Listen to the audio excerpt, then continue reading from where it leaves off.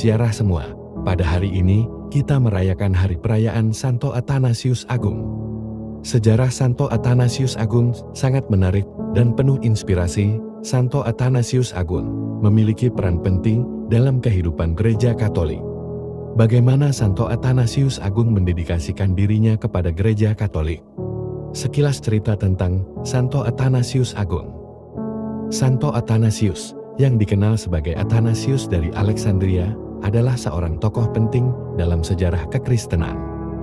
Pembela terbesar ajaran Gereja Katolik tentang Tritunggal Maha Kudus dan misteri penjelmaan sabda menjadi manusia ialah Santo Athanasius, Uskup Alexandria, Mesir. Athanasius lahir di Alexandria, kurang lebih pada tahun 297 dan meninggal dunia pada tanggal 2 Mei tahun 373. Beliau dikenal sebagai Bapak Ortodoksi karena perjuangannya yang besar dalam menentang ajaran-ajaran sesat yang berkembang pada masa itu. Pada tahun 318, Athanasius ditabiskan menjadi diakon dan ditunjuk sebagai sekretaris Uskup Alexandria.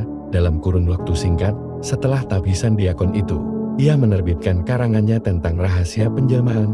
Sebagai sekretaris uskup, ia berhubungan erat dengan para rahib padang gurun, seperti Santo Antonius, sang pertapa dari Mesir. Athanasius sendiri sangat tertarik sekali dengan kehidupan para rahib itu. Akhirnya dia sendiri pun meneladani cara hidup para pertapa itu dan menjadi seorang pendoa besar. Menanggapi ajaran sesat Arianisme, Athanasius bersama uskupnya pergi menghadiri konsili Nicea Sekaran, Iznik, Turki, yang diprakarsai oleh Kaisar Konstantinus. Dalam konsili itu, Athanasius terlibat aktif dalam diskusi-diskusi mengenai kealahan Yesus Kristus. Pribadi kedua dalam Tritunggal Maha Kudus. Sekembali dari konsili itu, peranan Athanasius semakin terasa penting, terutama setelah meninggalnya Uskup Alexandria 6 bulan kemudian. Sebagai pengganti Uskup Alexandria, Athanasius dipilih menjadi Uskup Alexandria. Dalam tugasnya sebagai uskup, Athanasius mengunjungi seluruh wilayah keuskupannya, termasuk pertapaan-pertapaan para rahib. Ia mengangkat seorang uskup untuk wilayah Ethiopia. Ia memimpin keuskupannya selama 45 tahun.